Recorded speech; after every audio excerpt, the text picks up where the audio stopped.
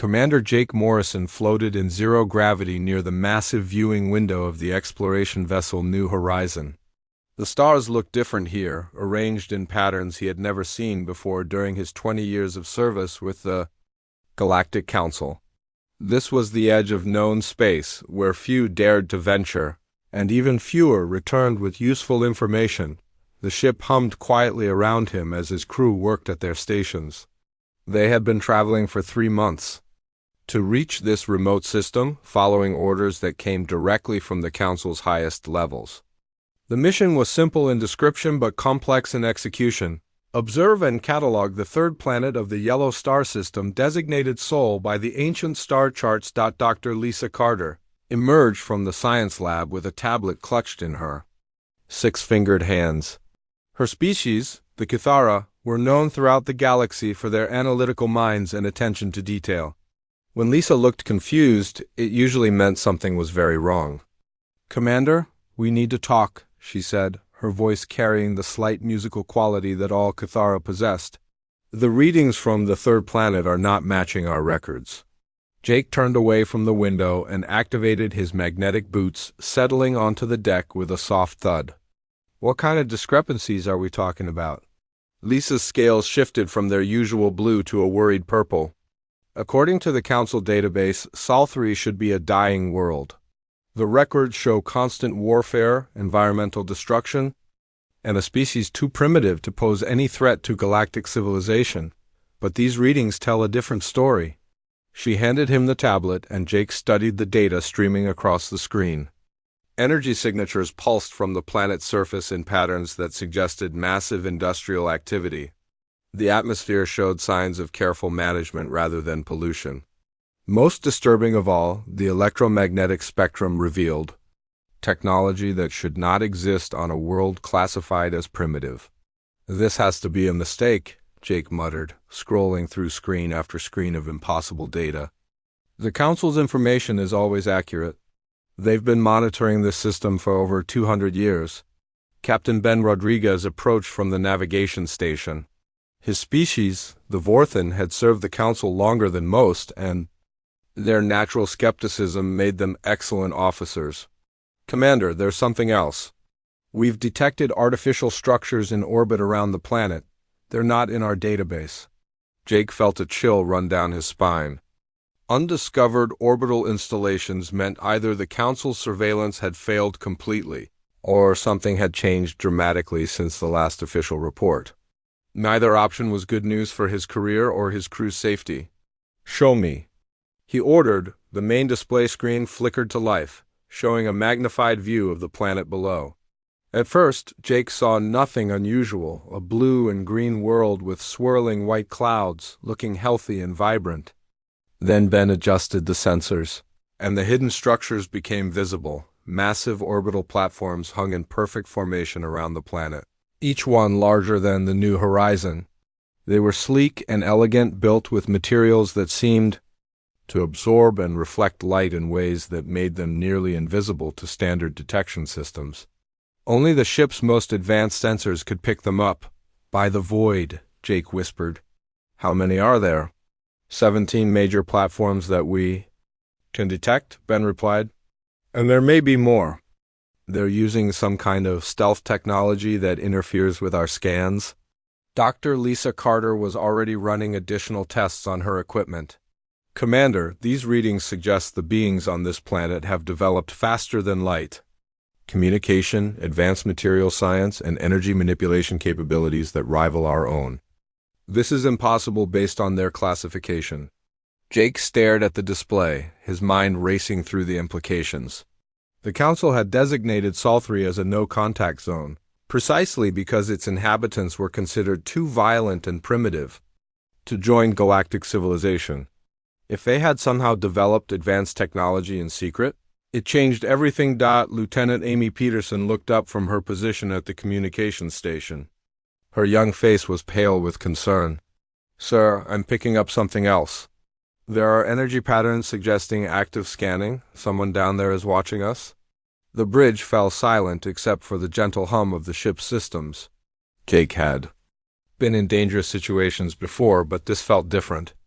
They were supposed to be the advanced civilization, the ones doing the observing. Being watched by the subjects of their study was not part of the plan. Are you certain? Jake asked. Amy nodded, her hands dancing across her control panel. The scanning patterns are sophisticated, more advanced than anything in our database. They're not just looking at us. They're analyzing our ship's construction, our energy signatures, even our crew complement. Engineering Chief Carlos Bennett's voice crackled over the intercom from the engine room. Commander, we've got a problem down here. Something is interfering with our stealth systems. Whatever they're using to scan us, it's penetrating our shielding. Like it's not even there. Jake closed his eyes and took a deep breath. In 20 years of service, he had never encountered a situation like this. The Council's protocols were clear about contact with primitive species, but there was nothing in the manual about what to do when the primitive species turned out to be more advanced than expected. Communications, any response to our presence? He asked. Amy shook her head. Nothing on standard frequencies. But Commander, there's something else. I'm detecting a message broadcast on all frequencies. It's not directed at us specifically, but it's clearly meant for anyone who might be listening. Jake felt his stomach drop. What kind of message? It's in the local language, but our translation systems are working on it. The signal is incredibly strong and sophisticated. Whatever they're using to broadcast it, it's more powerful than our own communications array. Dr. Lisa Carter looked up from her tablet, her scales now a deep purple that indicated extreme concern.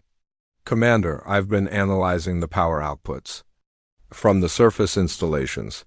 These beings have energy production capabilities that exceed anything in Council space. They're not just advanced, they're beyond us in several key areas. Jake stood quietly for a moment, processing all the information. The mission had changed from a simple observation run to something far more complex and dangerous. The Council needed to know what they had discovered, but first, they needed to understand exactly what they were dealing with. Amy, what's the status on that message translation? He asked. Almost complete, sir. The language is complex, but the translation matrix is making progress. It should be ready in a few minutes. Jake nodded and turned back to the viewing window. The planet below looked peaceful and inviting, but he now knew that appearances could be deceiving. Somewhere on that world, beings with technology that rivaled or exceeded the Council's own were aware of his presence, and were probably deciding what to do about it.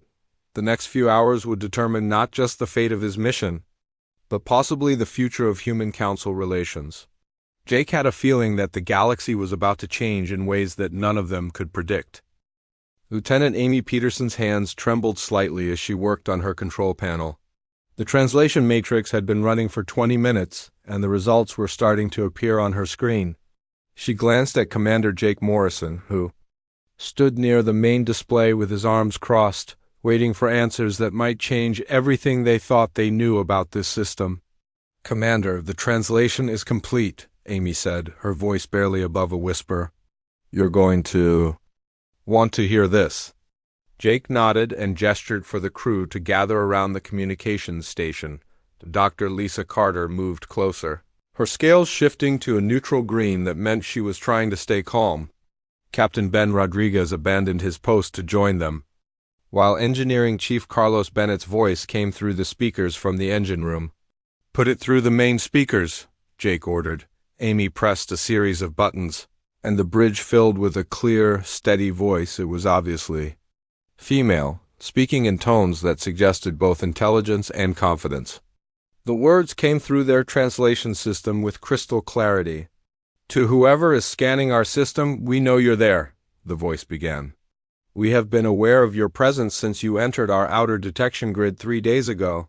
Please, do not be alarmed by this knowledge. We mean no harm, and we hope you feel the same way. Jake felt his blood run cold. 3 days ago, they had been millions of kilometers away from the planet, running silent with all their stealth systems active. If the beings on Sol 3 had detected them at that distance, their technology was far beyond what anyone had imagined. The voice continued without pause. We understand that our planet has been designated as what your people call a no-contact zone. We understand the reasons for this classification. Humanity has indeed gone through periods of violence, environmental destruction, and social chaos. Your observers have accurately recorded these events over the past several centuries. Dr. Lisa Carter's tablet slipped from her hands and floated away in the zero gravity. Her scales had turned a pale white, which meant she was in shock. "They know about our observers," she whispered. "They know about the council. We have been watching your watchers for quite some time," the voice explained, as if responding to Lisa's comment.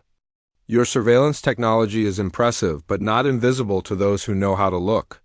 We have been tracking your observation posts, your deep space monitoring stations, and your periodic scouting missions for over 100 years. Carlos." Bennett's voice crackled over the intercom with panic in his tone. "Commander, they're scanning us again. This time the scan is so deep it's reading our crew records, our mission parameters, even our personal data files." "How is that possible?" Jake raised his hand for silence as the message continued. "We do not blame the Galactic Council for their caution regarding our species.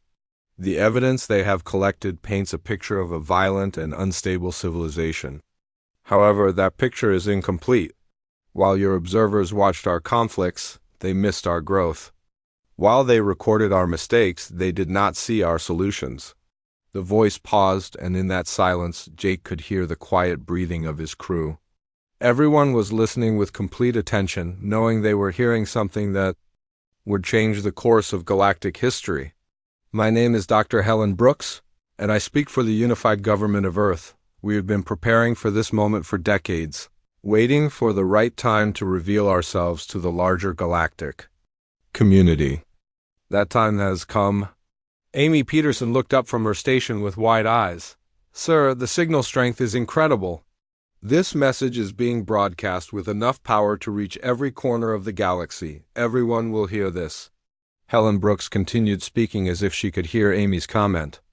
"We are broadcasting this message on all known galactic frequencies because we believe the time for secrecy has ended. We have grown beyond the species your observers documented. We have solved the problems that kept us isolated. We have earned the right to take our place among the stars." Ben Rodriguez moved to his navigation station and began running scans of the local space around their ship. "Commander, there are 3 vessels approaching our position. They're not showing up on our sensors, but I can see them through the main viewer." Jake looked at the main screen and saw 3 sleek ships moving toward them with impossible grace. They were smaller than the New Horizon, but their design was elegant and sophisticated. They moved without visible engines, suggesting propulsion, technology that the Council had only theorized about. "Do not be concerned about our ships approaching your vessel," Helen's voice said, again seeming to respond to their conversation. "We are not taking aggressive action.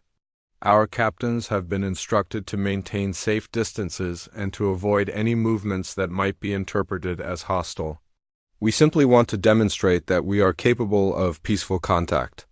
Dr. Lisa Carter had recovered her tablet and was running every scan she could think of. "Commander, these energy readings are off the scale. Those ships are powered by something we don't understand. Their energy output suggests they could travel between star systems in days rather than months. We understand that our technological advancement may be surprising," Helen continued. "We have developed along different paths than most galactic civilizations. Our isolation forced us to find unique solutions to problems that others solve through trade and cooperation. In some areas, we have surpassed what your people consider possible." The 3 human ships took positions around the New Horizon in a perfect triangle formation. They maintained exactly the same distance from each other and from Jake's ship, suggesting computer-controlled precision that was beyond Council capabilities. "We have prepared a demonstration of our current capabilities," Helen's voice explained. "Not as a threat, but as evidence that we have moved beyond the primitive state that justified our isolation. We invite representatives from your vessel to witness what humanity has become." Jake looked around at his crew, seeing fear and amazement in their faces. This was far beyond their mission parameters, but they were now part of something much larger than a simple observation run. "We will transmit coordinates for a meeting location within our system," Helen continued. "You are welcome to bring whatever escort vessels you feel necessary for your safety. We will provide similar escort for our own representatives. This meeting will determine whether humanity joins the galactic community as partners or remains isolated by choice rather than by decree." The message ended with a series of numbers that Amy quickly identified as spatial coordinates near the planet's largest moon. The location was perfect for a diplomatic meeting, far enough from Earth to avoid any appearance of threat, but close enough to demonstrate human control of their local space. Jake stared at the coordinates on the screen, knowing that his next decision would affect not just his crew, but the entire galaxy. The beings on Sol 3 had just announced their presence to every civilization in known space, and they had done it with technology that made the Council look primitive. "Amy, send a message to Council Command," Jake ordered. "Tell them we need every available ship in this sector immediately. We're about to make first contact with a species that may be more advanced than we are." Admiral Patricia Hayes stood on the bridge of the Council flagship Starfire, watching the massive display screen that showed the Sol system in perfect detail. 3 days had passed since Commander Morrison's urgent message, and the Council had responded with the largest fleet assembled in over 50 years. 47 ships from 12 different species now hung in space at the edge of the system, waiting for orders that no one was sure how to give. The coordinates provided by the humans had led them to a location near the planet's largest natural satellite. What they found there defied everything the Council thought they knew about primitive civilizations. A massive space station orbited the moon, its design elegant and functional in ways that made even the most advanced Council ships look crude by comparison. Dr. Kevin Turner, the fleet's lead scientist, floated beside Patricia as they studied the human construction. His species, the Nethari, were known for their engineering skills, but even Kevin seemed overwhelmed by what they were seeing. "Admiral, that station is at least 5 times larger than our biggest orbital facility," Kevin said, his voice filled with disbelief. "The materials they're using appear to be some kind of advanced composite that's both stronger and lighter than anything we've developed. The energy output suggests they've mastered controlled fusion on a scale we've never achieved." Patricia nodded, her 4 eyes taking in every detail of the station. As a Kalteri, she had natural abilities that made her excellent at reading situations, but this was beyond her experience. The humans had built something that belonged in the most optimistic Council projections for technology 50 years in the future. Commander Nicole Adams approached from her position at the tactical station. "Admiral, we're receiving another transmission from the planet." "It's the same voice as before, Dr. Helen Brooks."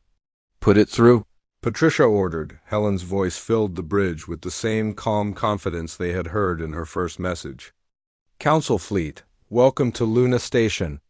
We appreciate your willingness to meet with us despite the unconventional circumstances. We understand that our revelation has created questions about everything you thought you knew about our species." Patricia gestured to Nicole to open a communication channel. "Dr. Brooks, this is Admiral Patricia Hayes representing the Galactic Council. We must admit that your technological capabilities have surprised us.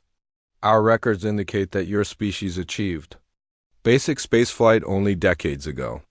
"That information is correct, Admiral Hayes," Helen replied without delay. "Our first primitive attempts at space travel were indeed recent by galactic standards. However, we have been developing more advanced technologies in secret for over a century. The orbital platforms you observed 3 days ago were built in the last 20 years using methods we developed in hidden facilities." Dr. Kevin Turner moved closer to the communication station. "Dr. Brooks, if I may ask, how did you advance so rapidly without our observation posts detecting your progress?" Helen's laugh came through the speakers with genuine warmth. "Dr. Turner, your observation posts are excellent at watching surface activity and monitoring electromagnetic communications. They are less effective at detecting activity that takes place underground. or uses quantum communication methods that don't produce the signatures your equipment is designed to recognize. The bridge crew exchanged worried glances. The humans had not only developed advanced technology, they had done it specifically in ways that would avoid council detection. This suggested planning and forethought that went far beyond simple technological development. We would like to invite representatives from your fleet to tour Luna Station, Helen continued. We have prepared presentations that will demonstrate our current capabilities and explain how we achieve them. We believe that understanding our methods will help address any concerns about our intentions. Patricia considered the offer carefully. Council protocols required extreme caution when dealing with unknown technologies, but they also emphasized the importance of gathering information. Dr. Brooks, we accept your invitation. However, we must insist on security measures for our representatives. Of course, Admiral. We would expect nothing less. We have prepared docking facilities that are compatible with your ship designs, and we will provide environmental suits if needed. Our station maintains standard galactic atmospheric conditions in the areas designated for your visit. 2 hours later, Patricia found herself aboard a council shuttle approaching Luna Station with a team of 12 specialists. As they drew closer, the true scale of the human construction became apparent. The station was not just large, it was impossibly complex, with sections that seemed to grow organically from the central structure. Commander Jake Morrison piloted the shuttle with steady hands, but Patricia could see the tension in his posture. Admiral, I've been thinking about this for 3 days, and I still can't understand how they built something like this without us knowing. Perhaps that's exactly what we're here to learn, Patricia replied. The docking process was smoother than anything Patricia had experienced with council facilities. The human docking system seemed to anticipate their shuttle's needs, adjusting automatically to provide perfect alignment without any input from their pilot. Once they were secured, artificial gravity took effect immediately, eliminating the usual disorientation of moving from zero gravity to standard conditions. Dr. Helen Brooks was waiting for them in the docking bay, and Patricia was surprised to see that she looked completely human according to the council's biological records. She was middle-aged with gray hair and intelligent eyes that seemed to take in everything at once. She wore simple clothes that appeared to be made from materials with properties Patricia didn't recognize. Welcome to Luna Station, Helen said, extending her hand in the human gesture of greeting.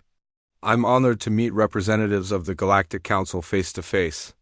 Patricia accepted the handshake, noting that Helen's grip was firm but not aggressive.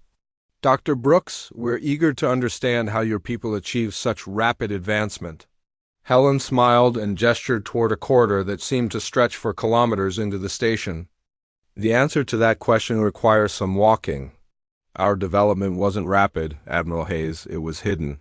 For over 100 years, we've been building a civilization beneath the surface of our planet while maintaining the appearance of primitive struggle above ground. As they walked through the station's corridors, Patricia saw technology that challenged everything she understood about physics and engineering. The walls seemed to be made of materials that were simultaneously transparent and opaque, allowing light to pass through while maintaining structural integrity. The gravity systems worked without the massive generators that council ships required. Most impressive of all, the entire station seemed to be powered by a single small device that Helen claimed was a fusion reactor no larger than Patricia's shuttle. This is just the beginning, Helen explained as they reached a massive observation deck that looked out over Earth. What you're seeing here is our newest technology. The planet below contains cities and facilities that represent over a century of hidden development. We've solved problems that your council has struggled with for millennia, and we're ready to share those solutions with the galaxy. Patricia stared down at the blue and green planet, seeing lights on the dark side that suggested massive population centers. Everything the council thought they knew about human civilization had been carefully constructed to hide the truth. The question now was whether that truth would benefit the galaxy or threaten it. Dr. Helen Brooks led the council delegation through a transport tube that descended rapidly toward Earth's surface.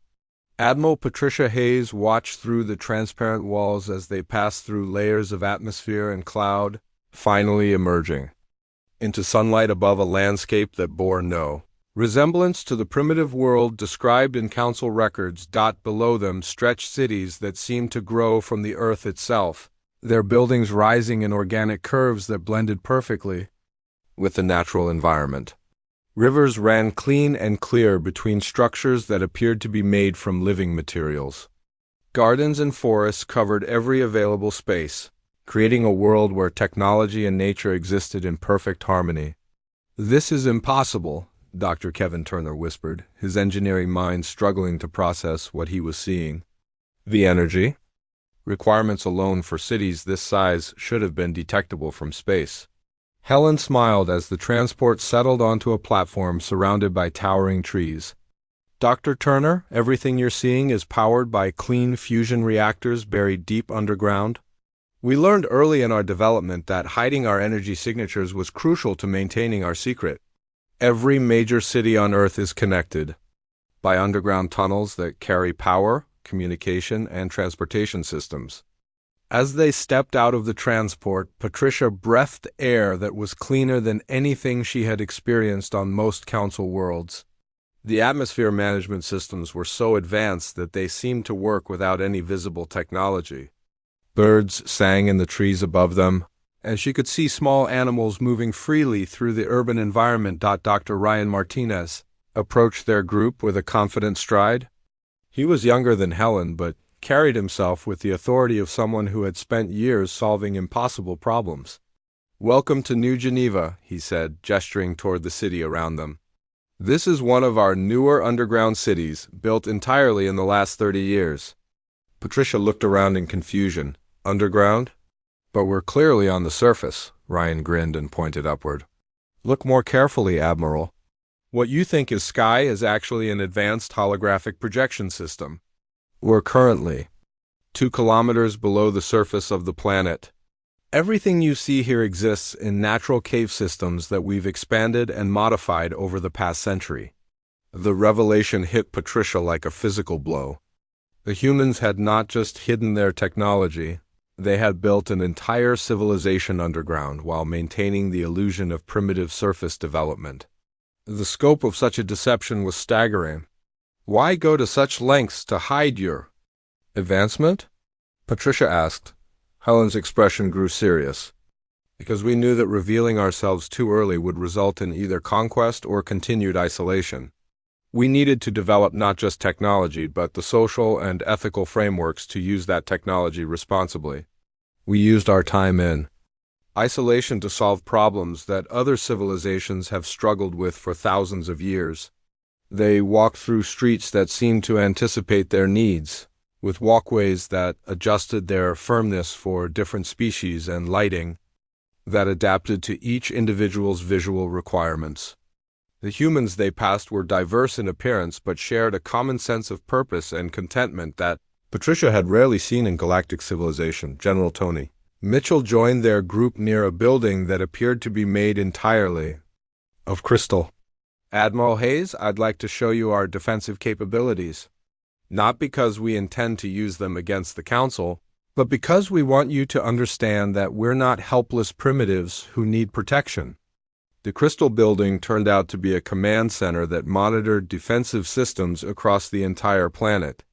The displays showed energy shields that could deflect asteroids, weapon systems that could target threats in deep space, and most impressively, a network of automated factories that could produce defensive equipment faster than any Council world could deploy attack forces. "We developed these systems not for conquest, but for survival," Tony explained. "We knew that eventually our secret would be discovered, and we wanted to be ready for any response. These defenses ensure that no one can force us back into isolation against our will." Patricia studied the defensive displays with growing amazement. The humans had created military technology that surpassed anything in the Council's arsenal, but they had designed it entirely for protection rather than aggression. The weapons were powerful enough to destroy fleets, but they were positioned only around Earth and its immediate space. Dr. Samantha Wells appeared at Patricia's side with a tablet containing data that made the Admiral's head spin. "Admiral, I wanted to show you our environmental restoration projects. We've not only solved the pollution problems that your observers documented, we've actually improved our planet's ecosystem beyond its natural baseline," the tablet showed. Before and after images of areas that had been damaged by early human industrial activity. Forests had been replanted with trees that grew faster and absorbed more carbon than natural species. Oceans had been cleaned and restocked with fish populations that were larger and healthier than they had been for centuries. Even the atmosphere had been improved, with oxygen levels optimized for both human health and environmental stability. "We didn't just fix our mistakes," Samantha explained. "We learned from them and created solutions that prevent similar problems from occurring again. Every technology we develop is evaluated for its environmental impact before it's implemented." Helen led them to a massive underground facility where thousands of humans worked on projects that seemed to span every field of knowledge. "This is our research center," she said proudly. "We've been working on problems that affect the entire galaxy, not just our own world. We've developed medical treatments that can cure diseases that have plagued other species for millennia. We've created technologies that can restore dead worlds to life. We've even solved some of the fundamental physics problems that have limited faster-than-light travel." Patricia watched human scientists collaborating with artificial intelligence systems that appeared to be truly conscious rather than simple programs. The combination of human creativity and artificial processing power had produced breakthroughs that neither could have achieved alone. "We're not asking for permission to join the galactic community anymore," Helen said as they reached the center of the facility. "We're announcing our presence and our willingness to share what we've learned. We've spent a century preparing for this moment, and we're ready to contribute to something greater than ourselves." Dr. Kevin Turner was examining a device that appeared to violate several laws of physics. "Dr. Brooks, how did you achieve all of this without any outside help? Most civilizations require contact with other species to advance beyond basic technology." Helen's smile was both proud and sad. "Dr. Turner, isolation forced us to be creative in ways that other species never had to be. We couldn't trade for solutions, so we had to invent them. We couldn't rely on established methods, so we had to develop new ones. In some ways, our isolation was the greatest gift the Council could have given us." As the tour continued, Patricia realized that the humans had not just developed advanced technology, they had created a completely new model for civilization. They had proven that a species could advance rapidly while maintaining ethical standards and environmental responsibility. They had shown that isolation could be transformed from a limitation into an opportunity for growth. The question now was whether the galaxy was ready for what humanity had become. 6 months after first contact, the Galactic Council Assembly Hall buzzed with activity unlike anything seen in centuries. Representatives from every member species filled the massive chamber, their voices creating a symphony of different languages and communication methods. At the center of it all, President Lavra White stood calmly at the speaker's podium, waiting for the noise to die down so she could address the galaxy. "Admiral." Patricia Hayes watched from the council leadership section, still amazed by how quickly everything had changed. The humans had not simply joined galactic civilization, they had transformed it. In just 6 months, human technology and knowledge had spread to dozens of worlds, solving problems that had seemed impossible for generations. The assembly speaker, an ancient Vorthan named Council Leader Thorn, called for order with a series of harmonic tones that gradually quieted the crowd. "The Assembly recognizes President Lavra White of Earth, speaking for humanity's application for full membership in the Galactic Council." Lavra stepped forward with the quiet confidence that had become characteristic of human representatives. She was younger than Helen Brooks, but carried herself with the same sense of purpose that had impressed Patricia during their first meeting. Her simple blue dress stood out among the elaborate robes and ceremonial armor worn by other species representatives. "Honored members of the Galactic Council," Lavar began, her voice carrying clearly through the chamber's acoustic systems. "6 months ago, you knew us as a primitive species confined to a single world and designated as too dangerous for contact. Today, I stand before you as the representative of a civilization that has proven the power of cooperation, growth, and second chances." In the observer section, Commander Jake Morrison sat with his crew from the New Horizon. He had been promoted to captain after his role in First Contact, but he still found it hard to believe how much had changed since that first day when they detected impossible energy readings from Earth. "We understand the concerns that led to our original classification," Lavar continued. "Our species has indeed struggled with violence, environmental destruction, and social inequality. We do not deny these failures or attempt to minimize their impact. Instead, we offer them as proof that even the most troubled civilizations can change and grow." Dr. Lisa Carter, now serving as the Council's lead specialist on human technology, had prepared a detailed report on humanity's contributions over the past 6 months. The medical advances alone had saved millions of lives across the galaxy. Human treatments for previously incurable diseases were now available on over 40 worlds, with more implementations planned every month. "The evidence of our growth speaks for itself," Lavra said, gesturing toward a display screen that showed images from across the galaxy. "Our environmental restoration techniques have brought life back to 3 dead worlds. Our fusion technology has provided clean energy to civilizations that were destroying their atmospheres with primitive power sources. Our educational methods have increased learning rates among young people of all species by an average of 30%. In the Kalteri section, Admiral Patricia Hayes nodded in agreement. She had personally overseen the implementation of human technology on her homeworld, watching as decades-old pollution problems disappeared in a matter of weeks. The humans had not just shared their knowledge, they had worked alongside Council engineers to adapt it for different species and environments. "But perhaps our greatest contribution has been philosophical rather than technological," Lavra continued. "We have shown that isolation and judgment from a distance are poor substitutes for understanding and cooperation. We have proven that every civilization deserves the chance to demonstrate its growth rather than being forever defined by its failures." The chamber fell silent as Laura's words sank in. Many of the assembled representatives came from species that had themselves been considered problematic at various points in their development. The human example suggested that current judgments about primitive or dangerous civilizations might need to be reconsidered. Dr. Kevin Turner, now working closely with human scientists on advanced propulsion systems, had submitted his own report supporting human membership. The engineering breakthroughs achieved through Human Council cooperation had already revolutionized space travel, with journey times between distant worlds reduced by more than half. "We do not ask you to forget our past," Lavra said, her voice growing stronger.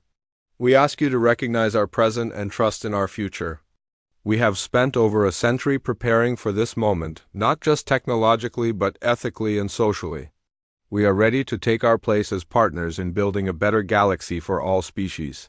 Commander Nicole Adams, now serving as liaison between human and Council military forces, had witnessed the effectiveness of joint defensive operations. Human defensive technology, combined with Council strategic experience, had successfully prevented 3 different conflicts from escalating into system-wide wars. "The choice before you today is not simply whether to admit one more species to the Council," Lavara explained. "The choice is whether to embrace a new model of civilization that values growth over stagnation, cooperation over isolation, and hope over fear." Council Leader Thorne stood to address the assembly. His ancient voice carried the weight of centuries of experience. "The evidence presented over the past 6 months is overwhelming. Humanity has demonstrated not only technological advancement, but wisdom in the application of that advancement. They have shown that our traditional methods of evaluating civilizations may be incomplete. The voting process took 3 hours, with each species carefully considering the implications of their decision. When the final tally was announced, the result was unanimous in favor of human membership. The first time in council history that a membership vote had received no opposing votes. As the chamber erupted in celebration, Lavra White stood quietly at the podium, thinking about Dr. Helen Brooks and all the humans who had worked in secret for over a century to make this moment possible. The no-contact zone around Earth had been transformed from a symbol of isolation into a symbol of patience and preparation. Dr. Helen Brooks, watching the proceedings from Earth, smiled as she saw human representatives take their seats in the council chamber for the first time. The message she had sent to the galaxy 6 months earlier had been simple but revolutionary. Never underestimate the potential for growth, and never let fear prevent you from reaching out to those who might surprise you over the following years. As human colonies spread among the stars and human innovations continued to benefit every corner of the galaxy, the story of Earth's transformation became legend. The planet that had once been too dangerous for contact became the center of galactic cooperation and learning. The no-contact zone had taught humanity patience, forced them to be creative, and given them time to solve problems that other civilizations had accepted as unsolvable. When they finally reached out to the stars, they did so not as supplicants seeking acceptance, but as equals ready to contribute to something greater than themselves. The galaxy was better for their presence, and the universe was a little more hopeful because of what they had proven was possible when isolation became preparation and limitations became opportunities for growth.